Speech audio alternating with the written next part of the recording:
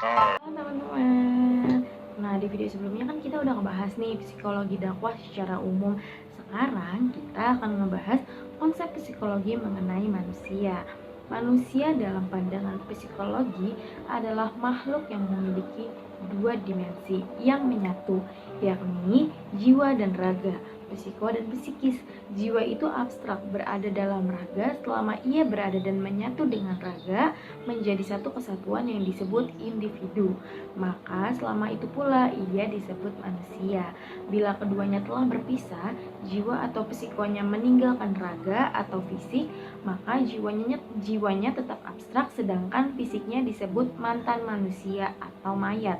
Psikologi dakwah yang mempunyai tugas memaparkan perilaku dai dan mad'u, terutama tentang tujuan dan penyebab perilaku itu. Nah, setidaknya ada 6 perspektif yang dapat digunakan untuk melihat perilaku manusia. Di bawah ini akan dijelaskan dengan menggunakan acuan pokok tulisan Rita L. Atkinson DKK, dan dijelaskan pula bagaimana menurut pandangan psikologi Islami sebagai berikut. Yang pertama, ada perspektif neurobiologis. Perspektif ini mencoba menentukan proses neurobiologis yang mendasari perilaku dan proses mental. Pada dasarnya, semua peristiwa psikologis berkaitan dengan aktivitas otak dan sistem syaraf. Hasil penelitian para ahli menunjukkan bahwa pengkondisian melibatkan perubahan hubungan di antara neuro atau sel saraf, di mana perubahan ini diperantarai oleh perubahan jumlah zat kimia tertentu yang dihasilkan oleh otak.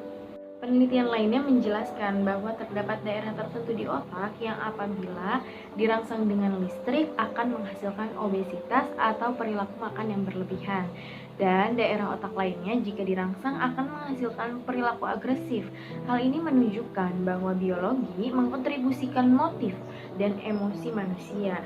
Penemuan ini memperjelas adanya hubungan yang erat antara kegiatan otak dengan perilaku dan pengalaman individu. Namun demikian, menurut Wisnubrata, karena rumitnya struktur otak dan kenyataan bahwa otak manusia hidup jarang yang dapat dijadikan objek studi, maka pengetahuan tentang berfungsinya syaraf menjadi terbatas.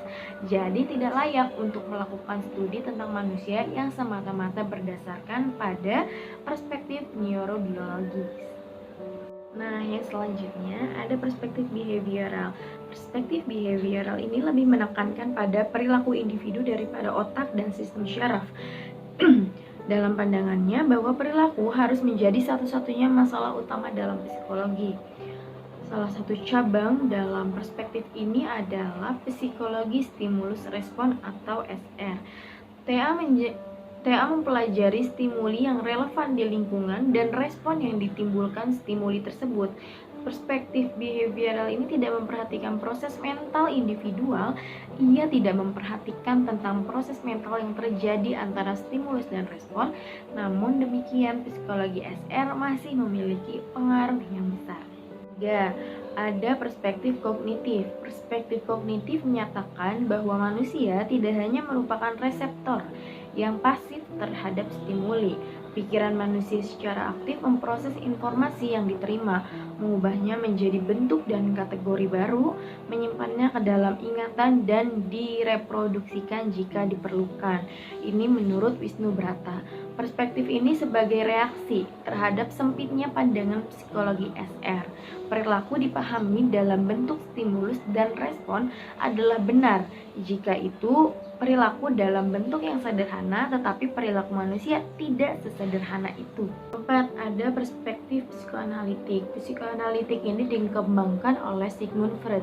Ia mengkombinasikan kognisi kesadaran, persepsi, dan memori dengan gagasan tentang insting yang didasarkan secara biologis.